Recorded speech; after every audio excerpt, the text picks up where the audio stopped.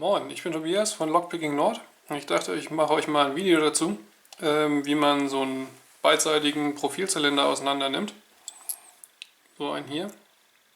Man kennt das meistens aus Videos so, bis auf wenige Ausnahmen. Entweder ziehen wir schon eine Seite, um besser ranzukommen, dass wir hier einen Follower hinten durchschieben können, oder wir nehmen gleich einen Halbzylinder.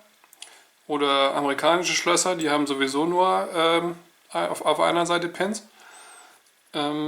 Da geht das wunderbar. In dem Fall haben wir hier auf beiden Seiten einen Kern und dementsprechend kommt der Follower erst schon mal nicht in Frage. Aber dafür gibt es zum Beispiel sowas hier. Das ist eine Montageklammer, die ist von Multipick. Die ist dazu da, dazu muss man erstmal den Kern auf 180 Grad drehen.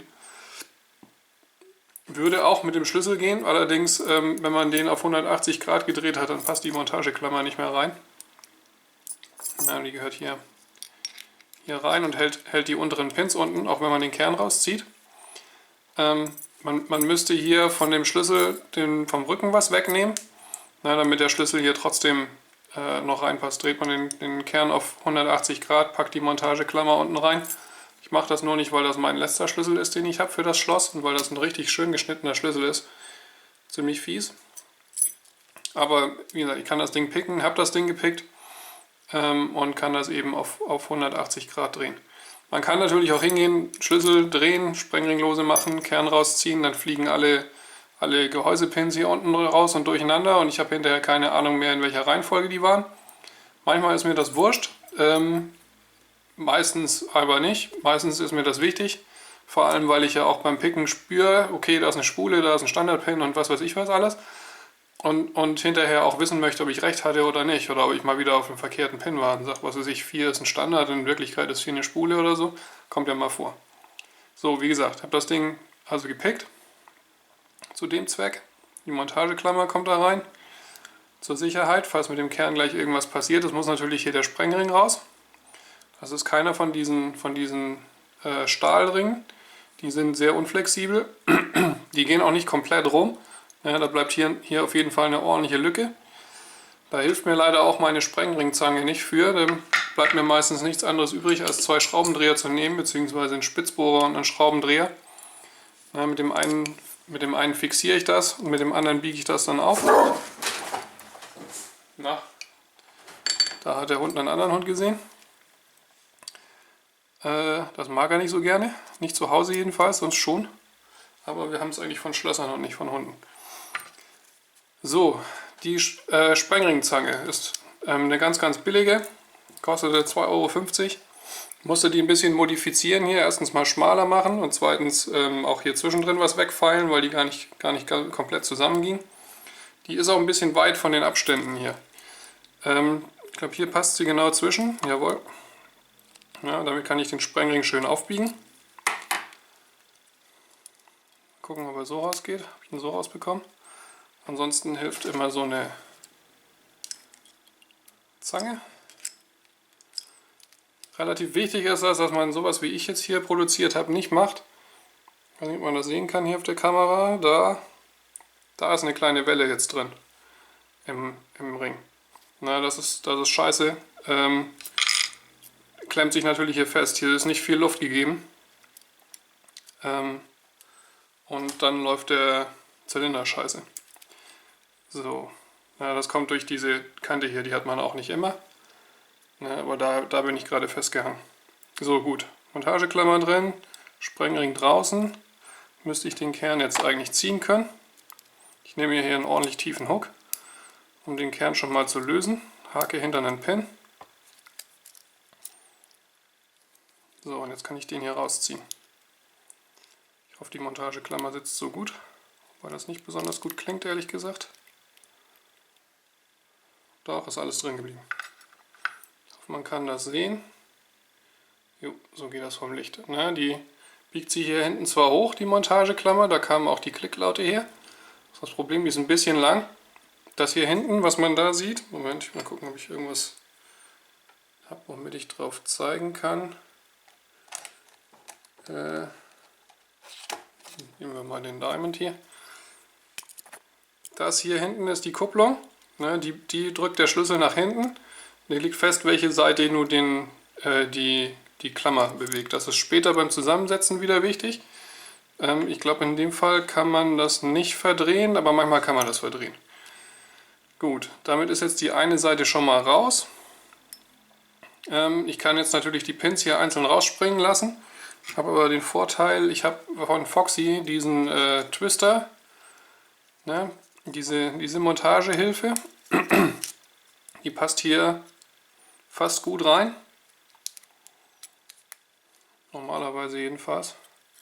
Ich denke mal, das liegt jetzt daran, dass wieder die Pins hinten hochstehen.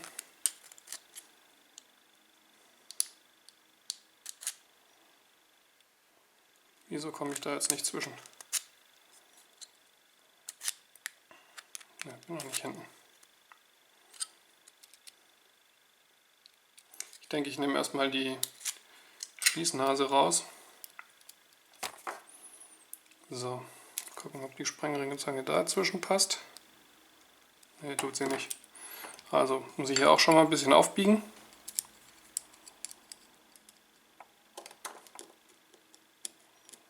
Wie gesagt, die könnte etwas besser sein. Ich habe keine Lust, da wahnsinnig viel Geld für auszugeben. Ich weiß auch gar nicht, ob die dann unbedingt besser sind. So, biegen wir das hier nochmal ordentlich auf.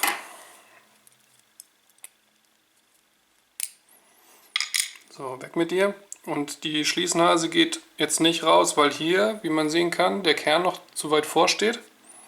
Aber für die Seite kann ich jetzt ohnehin den Schlüssel nehmen zum Demontieren. Ja, man sieht nur auch, die Kupplung wurde hier rüber geschoben, damit der hintere Teil frei drehen kann. Und die Seite bewegt nur die Schließnase. Aber das nur zum Verständnis. Ist im Moment noch egal. So, ziehe das Ding raus, bis es hier ungefähr bündig sitzt. Jetzt muss die Kupplung hier noch ein bisschen weiter rüber. So, und jetzt kann das hier raus. Gut. So, jetzt kann schon mal die Klammer weiter rein und ich hoffe mal,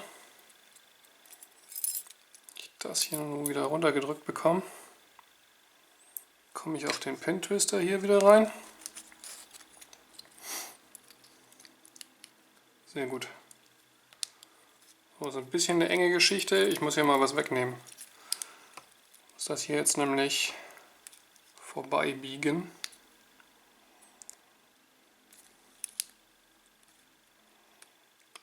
Bei längeren Kernen geht das auch besser. Ich muss dringend was wegnehmen, bevor ich mir meinen Twister kaputt mache. So. Gut. Drehen das Ding so rum.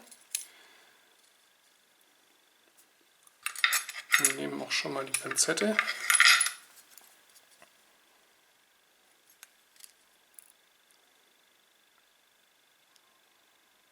Lassen hier einen Pin nach dem anderen hochspringen. Das ist schon mal eine Spule in 1. Gucken, ob ich die Feder rausbekomme, bevor mir der andere Pin um die Ohren fliegt. So.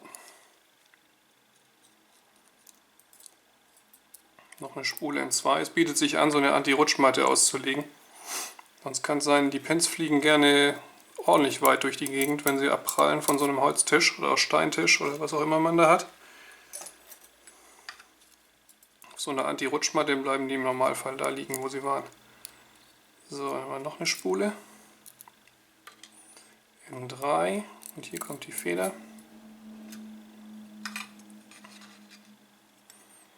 Na, bitte zu verzeihen, dass ich das Schloss so schon gepickt habe.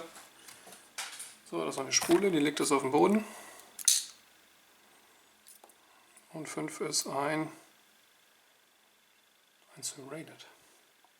Eine Rille.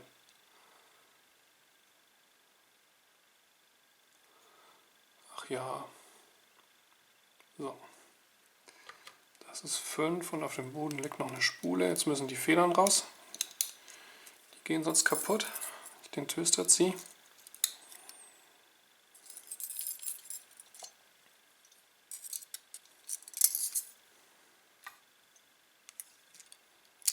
Das ist übrigens ein C73 von Abus. Zumindest habe ich das als solches gekauft.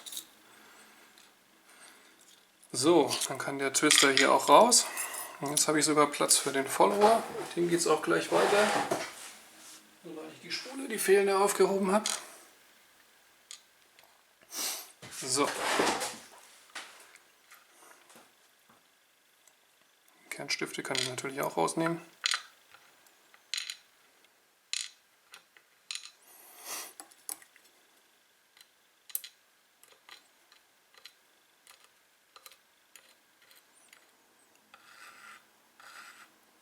So muss man ein bisschen Platz machen für die andere Seite gleich. Gut, jetzt kommt der Follower zum Einsatz. Wichtig ist es natürlich, wie man sehen kann, ist hier im Kern eine Nut drin. Ja, die ist hier für die Kupplung, damit das Ding hier in die Kupplung greifen kann und drehen kann. Die darf jetzt natürlich nicht mit den Pins ausgerichtet sein. Sonst habe ich hier gleich eine Lücke, da fliegen mir die alle rein, dann habe ich wieder alles nicht in Reihenfolge. Deswegen, wie gesagt, also so ist auf jeden Fall gut. Ne? Da wird genügend abgedeckt, selbst wenn es mit dem Kern noch ein bisschen verdreht. Und beim Follower ist es natürlich das gleiche. Auch nicht so rum hier rein, sondern natürlich so rum gedreht. So. Hier unten fallen mir die Keypins raus, Kernstifte, weil ich nicht aufgepasst habe. Macht aber nichts. Die müssen ja nun mal bündig sein. Wenn man hier den Schlüssel drin hat, sind sie auch. Na, also werden die wohl so richtig sein. Den Schlüssel nochmal raus. So. Hol das ganze Pinbrett erstmal ein bisschen näher.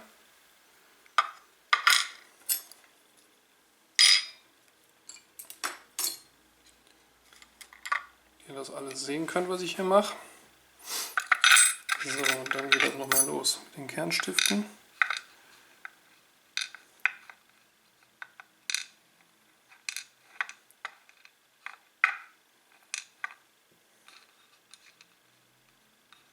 Bisschen verdreht, aber ist mir egal, darum geht es mir auch nicht. So. Und jetzt geht das weiter, wie man das kennt von sonstigen Pick-Videos. Ich kann mir hier auch alles einzeln rausziehen.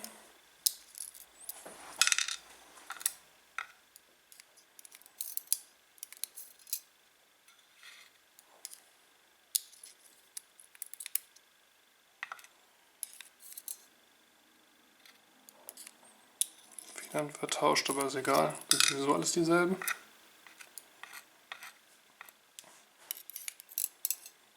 Ist auch kein Challenge-Schloss, sondern ein von Abus bepinntes.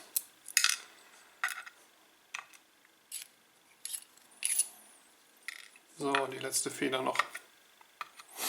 Gut, umpinnen will ich das auch gar nicht. Ich pick das ab und zu noch, um zu gucken, wie ich so drauf bin. Wenn ich schlecht drauf bin, bekomme ich es nämlich noch nicht mal auf. Wie gesagt, ist auch ein fies geschnittener Schlüssel. So, genau. Wunderbar. Das hier fällt einem manchmal noch auseinander.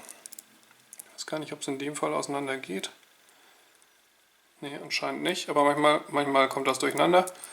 Und manchmal hat man hier auch nur eine Nase auf einer Seite, im Kern aber auf beiden. Dann muss man aufpassen, dass man die hier nicht verdreht.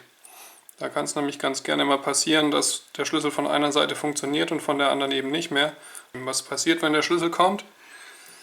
Von einer Seite ist eben, er drückt die Kupplung hier durch. So, und wenn ich jetzt den Kern drehe, der sich hier drin verhakt, der hier fest sitzt, dann dreht er die Nase mit und das Stück hier auf der anderen Seite sitzt locker. Na, und so kann ich die Schließnase drehen, ohne dass der andere Kern sich mitdrehen muss. Und von der anderen Seite ist das dann genau das gleiche.